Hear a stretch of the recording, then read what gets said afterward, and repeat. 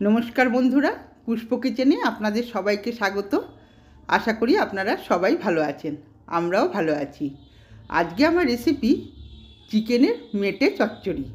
আর আজকে এই মেটে চচ্চড়িটা করছে আমার বোনপো প্রদীপ। আজকে আমি হেল্প করব আর বোনপো রান্না করবে। রুটি, ভাত, পরোটা সব কিছু দিয়ে খাওয়া যাবে। দেখুন, এবারে কড়াইতে নিয়ে নিয়েছে সর্ষের তেল। 4টি কুচনো কাঁচা লঙ্কা দিয়ে দেওয়া হলো। এবার একটা গোটা টমেটো কোচানো এতে দিয়ে দেওয়া হলো। দেখুন, ভালো করে নেড়েচেড়ে ভেজে নিতে হবে।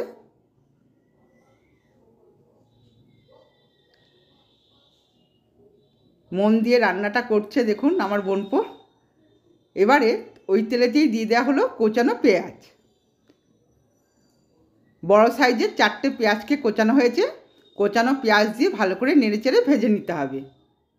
রান্নাটা একটু নতুন ধরনের, আপনারা দেখুন, পুরো ভিডিওটা দেখার অনুরোধ রইল। সামান্য লবণ দিয়ে দেওয়া হলো। এবার বড় সাইজের 2টো ক্যাপসিকামকে কোচানো হয়েছিল ভালো করে কুচিয়ে দিয়ে দেওয়া হলো। এবার পেঁয়াজ আর ক্যাপসিকাম দুটোকে একসাথে করে ভাজা হবে। ভাজাটা খুব সুন্দর করে ভাজতে হবে।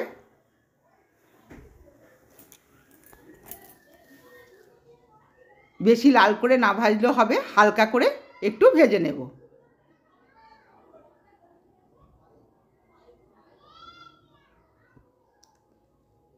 চারটে এলাচকে ভালো করে ছাড়িয়ে নেওয়া হচ্ছে। গোটা এলাচ 4টে এতে দিয়ে দেওয়া হলো।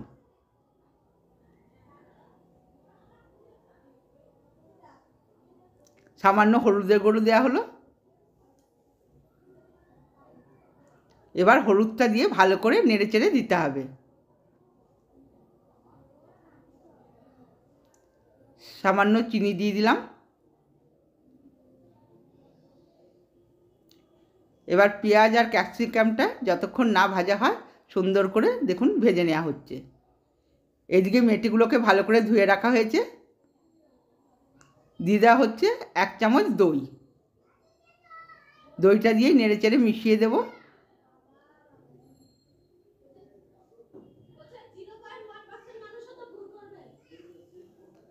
এবার দেখুন, বাটার 50 গ্রাম। এটা পুরোটাই কাজে লাগবে, অল্প অল্প করে বাটার দেবো। প্রথমে আমি 1 চামচ বাটার এতে দিয়ে দেওয়া হলো। এই বাটারটা দিয়ে নেড়েচেড়ে দিতে হবে।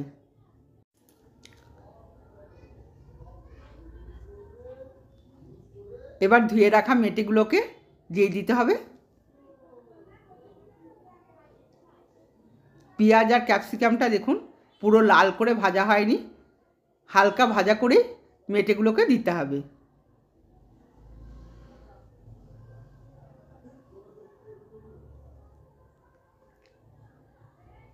মেটের সাথে 2-1টা মাংসের ঠ্যাংও রয়েছে, তাতে কোনো অসুবিধা নেই। গিজাটও রয়েছে 2-4টে। এবার দিয়ে দেওয়া হলো হলুদ। হলুদ দিয়ে ভালো করে নেড়েচেড়ে মিশিয়ে দিতে হবে।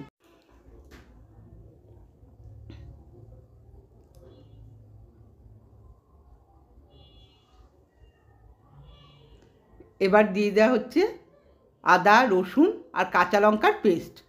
পেস্টটা আগে থেকে আমি করে রেখেছিলাম। পেস্টটা দিয়ে মাংস যেভাবে কষানো হয় সুন্দর করে কষিয়ে নিতে হবে। আর সব কিছুই করতে হবে মিডিয়াম কিংবা লো আঁচে। ফুল স্টিমে করা চলবে না, তাহলে মেটেগুলো গলে গিয়ে ঘেটে যাবে। এবার দেখুন আলাদা করে জল বসিয়ে দিয়েছে। জলে দিয়ে দেওয়া হচ্ছে গোটা গরম মশলা, এলাচ, দারচিনি আর লবঙ্গ। সামান্য চিনি দিয়ে দেওয়া হলো। জলটা ভালো করে ফুটিয়ে নিতে হবে। এদিকে দেখুন মিডিয়াম আঁচে মাংসটাকে সুন্দর করে কষিয়ে নেওয়া হচ্ছে। এবার জলটা ফুটে গেছে। অল্প অল্প করে জল নিয়ে এবার মেটেটায় দিতে হবে আর ভালো করে নেড়ে দিতে হবে। এই গরম জলটা অবশ্যই দেবেন, এতে একটা আলাদা ফ্লেভার আছে, যেহেতু গরম মশলাটা দেওয়া হয়েছে। এবার বাকি বাটারটা আমি অল্প অল্প করে দিয়ে দেবো।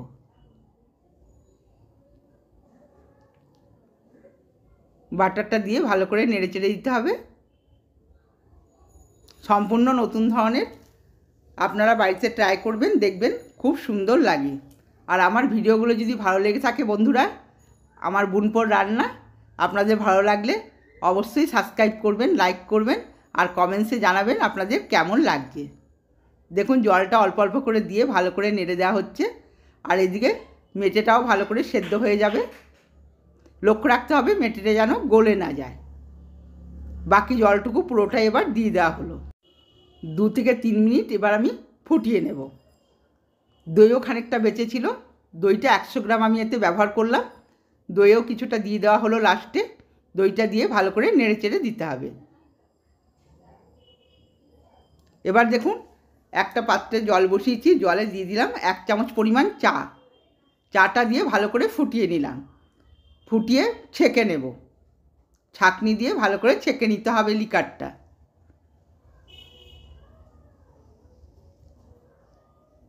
এবার এই লিকারটা মেটের মধ্যে দিয়ে দেওয়া হলো। ভালো করে নেড়ে চেড়ে দেবো।